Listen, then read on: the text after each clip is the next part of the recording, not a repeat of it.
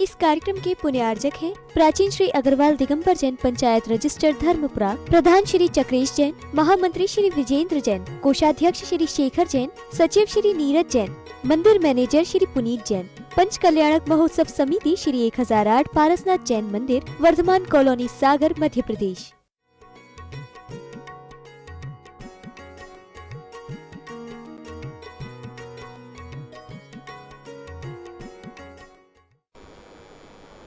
रुद्र रूप का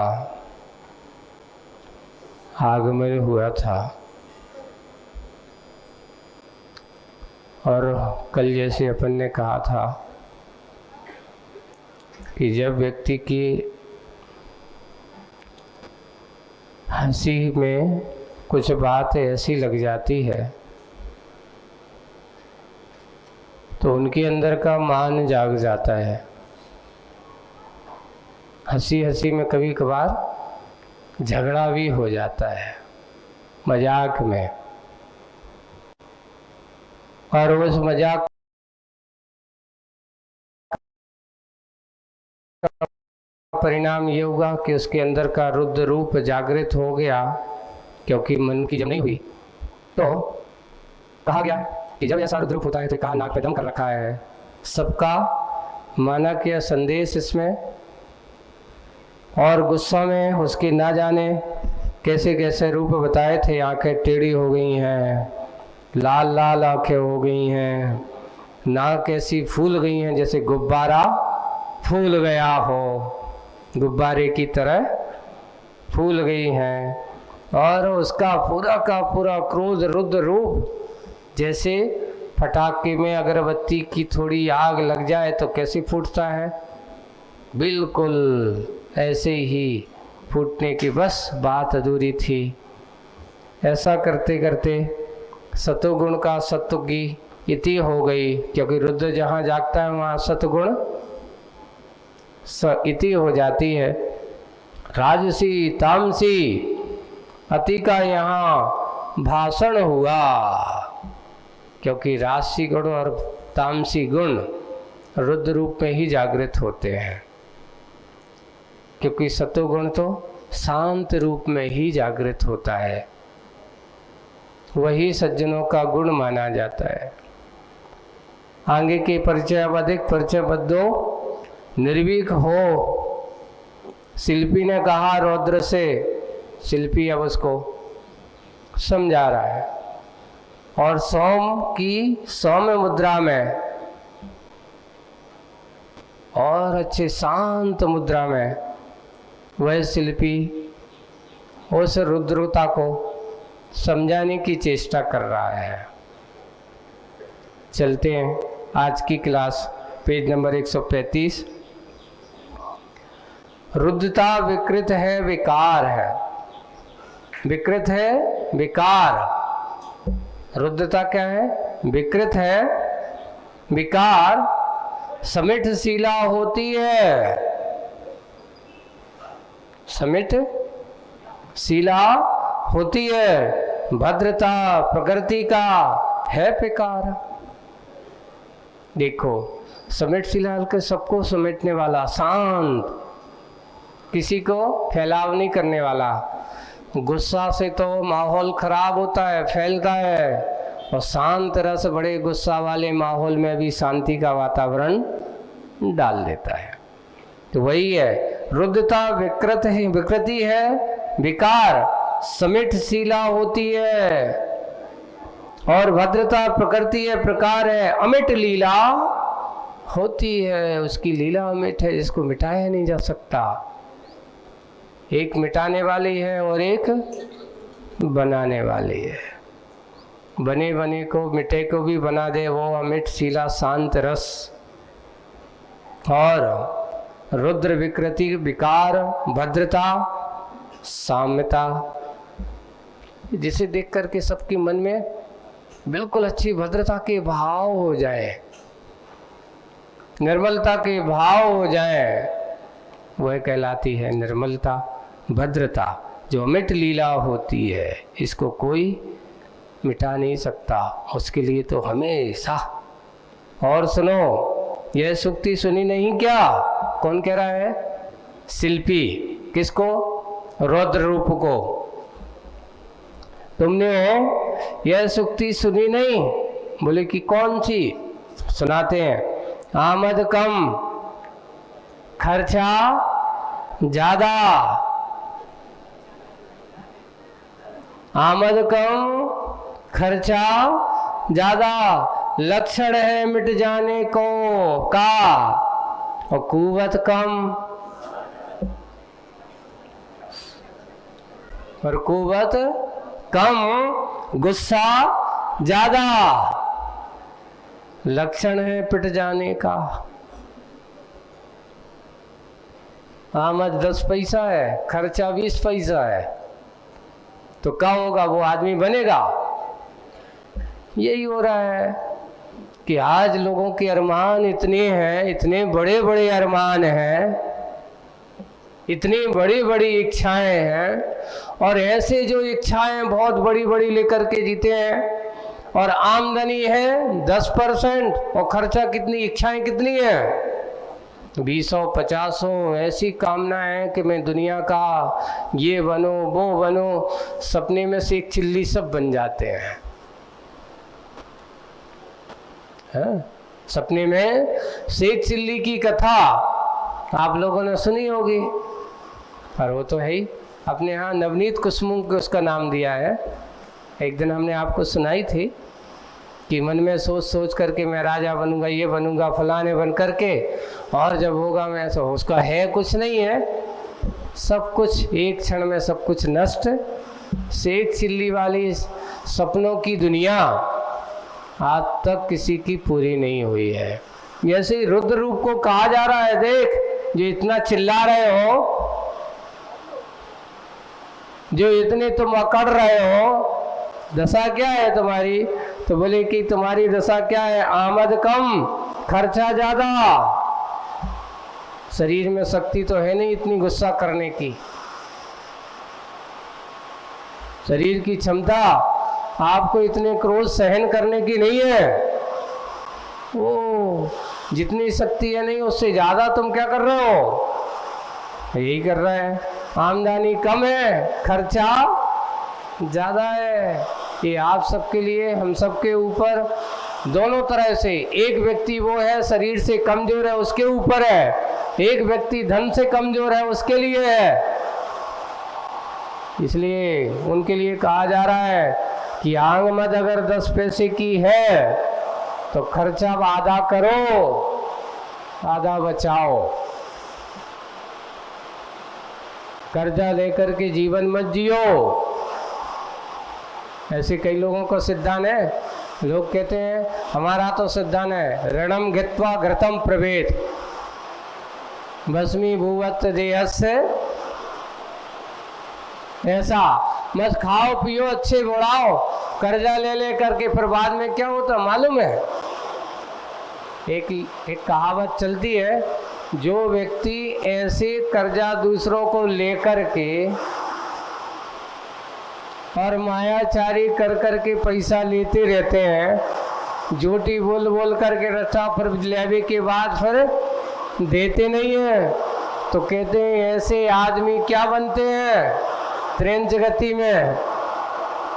कहीं बैल बनेंगे, कहीं घोड़ा बनेंगे, कहीं हाथी बनेंगे। क्या करेंगे? क्योंकि जो भार लेकर के मरते में वे ही भार ढोते हैं। कर्ज लेकर के ऐसा होता है। वे सभी कभी, इसलिए कभी कर्जा नहीं लो, और कर्ज करके कभी भी अपने आप के माथे पर अपने इस प्रकार का कार्य ना करो। उतना ही करो जितना हमें अच्छे से शांति से जीवन जी सको। होता है सामने वाला एक पैसे और संपत्ति एक ऐसी चीज है, जितनी जितनी बढ़ती है उतनी उतनी आदमी की विसंगतियां भी पैदा है। दिमाग वाह अब ये काम और हो जाएगा, इसमें अच्छा फायदा हो जाएगा, ये फायदा हो जाएगा, ये फायदा।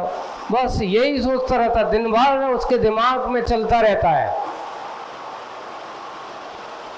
इसलिए सबसे पहले हमारे आचार्यों ने श्रावकों के लिए,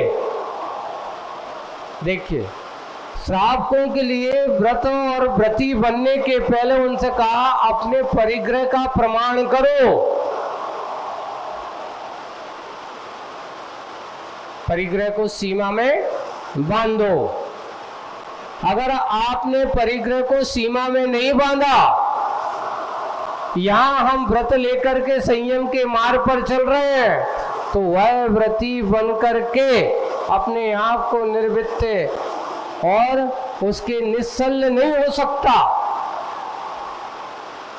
शल्य से रहित होने के लिए परिग्रह की सीमा में बंधना जरूरी है।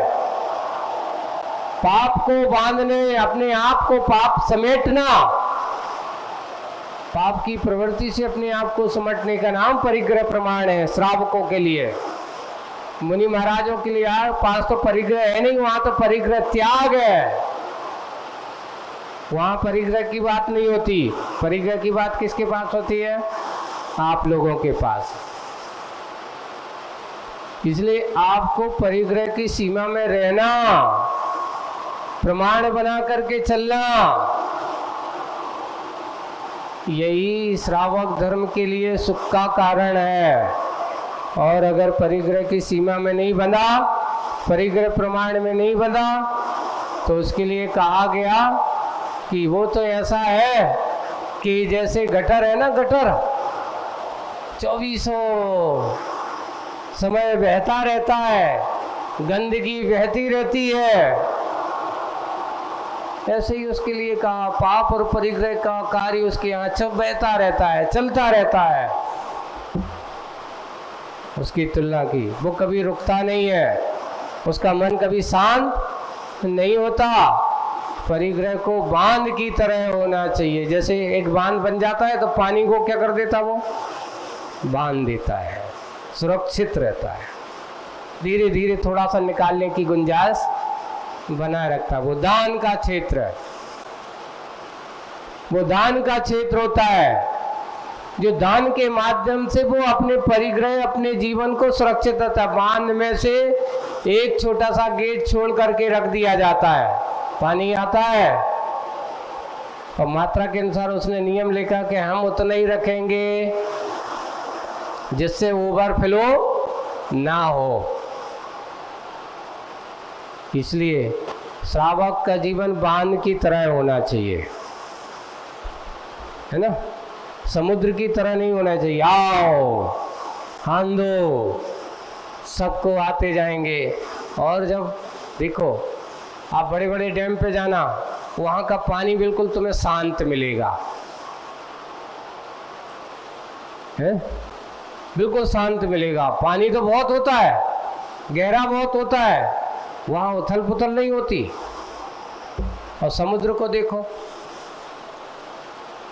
उधर कितनी उछल पुथल होती है। क्यों? उसकी इच्छा कहती तुम जाते जाओ, आते जाओ। हमें समुद्र की भांति नहीं बनना है, हमें तो बांध की तरह जीवन जीना होना। वही बंधा हुआ है, सुरक्षित है, जिसका जीवन बांध की तरह है और थोड़ा सा सुरक्षित रह करके दान, धर्म, त्याग आदि के मार्ग पर चलता रहता है। आज तक समुद्र से खेती, समुद्र के पानी से खेती नहीं होती। हाँ, वो बात एक अलग है। समुद्र का उपकार एक यही है कि वहाँ से बादल बन करके आते हैं, जो आज जो बरस रहे हैं, इतना काम तो करता है, ऐसा नहीं कि नहीं करता।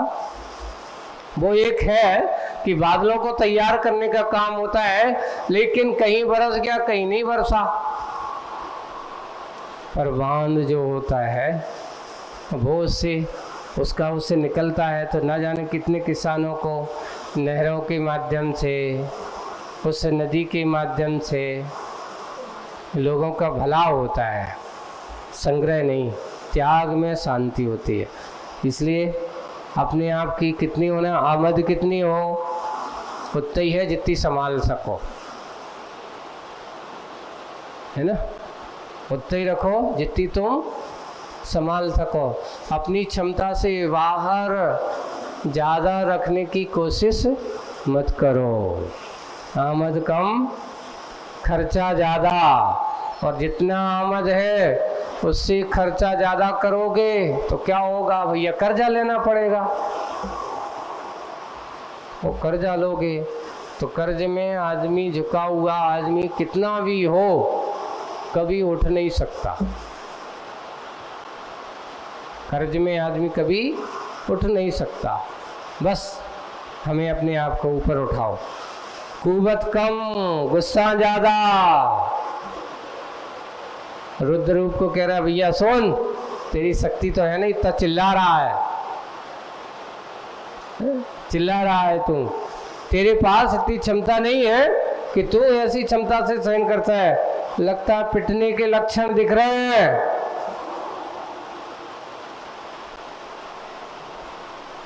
ये लक्षण पिटने के हैं, पिटो मत, बचो। और अगर आप पिट गए तो समझ लेना क्या होगा, वही होगा। इसलिए ऐसा भी होता है, कई व्यक्ति ऐसे होते हैं तो गुस्सा तो करते हैं, हिम्मत है नहीं है, ताकत है नहीं है। एक बार एक बहुत अच्छा हादसे पड़ा था। हादसे क्या था, एक व्यक्ति था और तनक तनक में कोई उसको कर दे तो गुस्सा आती, लेकिन अब क्या करे, सामने वाला मजबूर, बलवान है, तो वो गया कहीं जा था और वो खड़ा हुआ था, उसने जाकर के उसको मार दिया एक चांटा। तो क्या कहता है, अब क्या करें इनसे कछू, लेकिन गुस्सा तो देखा है। ये बताओ तुमने सही में मारो कि मजाक में मारो?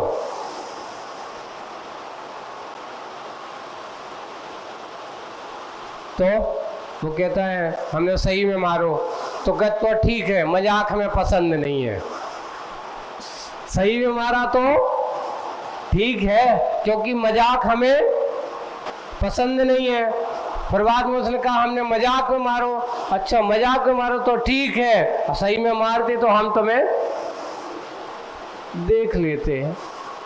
भैया तेरी हिम्मत है नहीं है सामने वाले को सामना करने की, पर क्या करता है, अपनी आप की शक्ति छुपाने के लिए कहावत है, कुवत कम गुस्सा ज्यादा। ऐसी नहीं, उतना ही होना चाहिए जिससे तुम पिटो ना, बचे रहो, गुस्सा मत करो। वो रुद्र रूप को समझा रहे हैं शिल्पी, बस ऐसे ही कहते कहते उनको समझाया जा रहा है कि भाई ऐसा मत करो।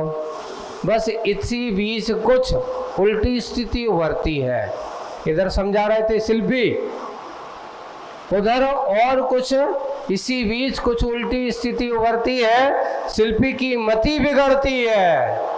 अब कौन आ रही है, मति सामने आ रही है। मति यानी बुद्धि, कि शिल्पी की मति बिगड़ती है, भीतर से बाहर, बाहर से भीतर, एक साथ, सात सात हाथ के, कितने छोटे मोटे नहीं, सात सात हाथ के, सात सात हाथी आ जा सकते हैं, इतना बड़ा गुफासम। ऐसी तुलना की इतनी बड़ी गुफासम महासत्ता का भयानक मुख खुला है।